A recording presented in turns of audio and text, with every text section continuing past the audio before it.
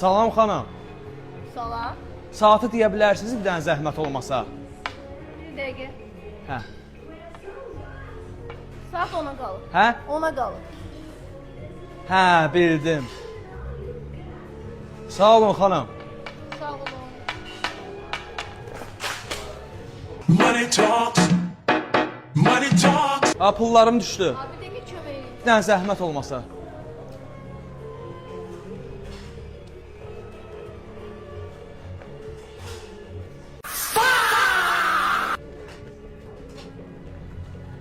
Hamısını qoydunuz? Qoyuram.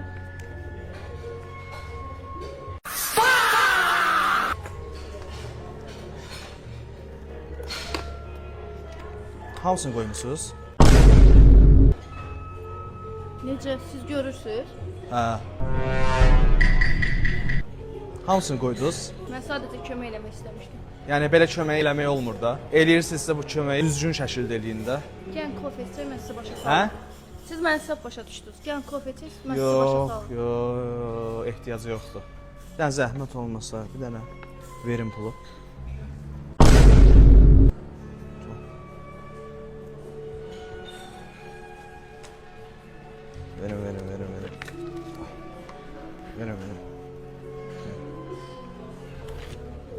Verin. Verin. Hayat şaşırtır hep zaten. Sağ olun.